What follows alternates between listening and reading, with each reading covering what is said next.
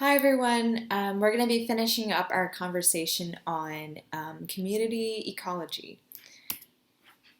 Okay, so trophic structure is just a pattern of the feeding relationships between different organisms in the community. So, how do the different populations relate to each other? Who feeds on what?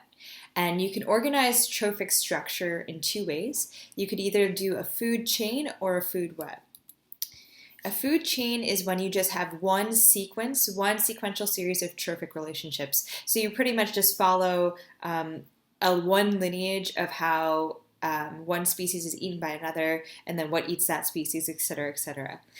Whereas a food web actually connects a bunch of food chains together. So there are, for example, there may be multiple organisms, multiple species that eat one flower, and then there might be a couple more predators that eat that individual, that second level, et cetera. So a food web is just more complicated, and it just shows you all the relationships in the community of how different organisms eat each other, different species. Whereas food chain, you just look at one lineage. So going through the different trophic structure, at the very bottom of a trophic level is the primary producers. This is the lowest level that supports all life, and this is mostly consists of autotrophs. There are occasional situations where there are bacteria that produce like energy or whatever, but the most important thing is that this bottom level, the producers, can create their own food source. So everything else depends on eating something else, whereas these primary producers can produce their own food. And they harness that food either mostly from the sun, but there are a few that also can harness it from like the abiotic environment. The second level up is the primary consumers. So don't get confused. Primary producers produces their own food, bottom level. Primary consumers are just the herbivores that end up eating the primary producers. So these are anything that are vegetarians in society, pretty much. The next level up, called the secondary consumers, these are just the small animals or whatever mammals eat, or whatever species end up eating the primary consumers. So it's just what eats the primary consumers. Tertiary consumers are the ones that eat the secondary consumers. These are things like snakes and lions. These are things that can eat secondary consumers. And you can keep on going. At the top level, you have these carnivores that eat the tertiary consumers. Quaternary consumers are not always seen in all ecosystems, just because it takes a lot of energy to sustain them. But each level just eats the level that's below it. That's pretty much the definition.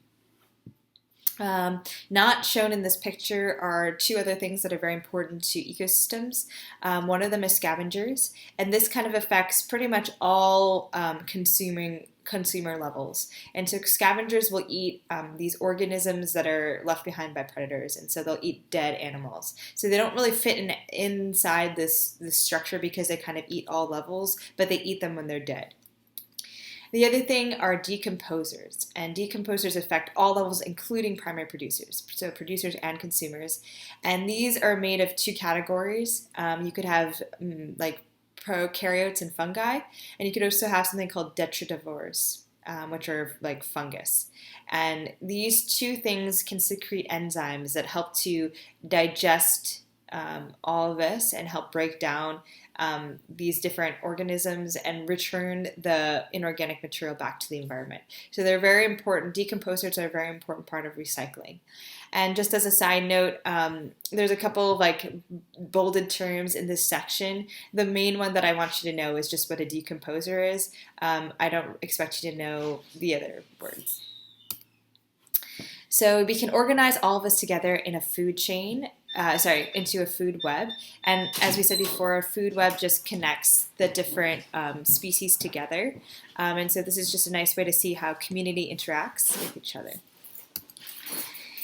Okay, so something important about different ecosystems, which is the interaction of organisms in the community and its environment, are these two aspects: energy flow and chemical cycling. And this kind of goes way back to chapter 1.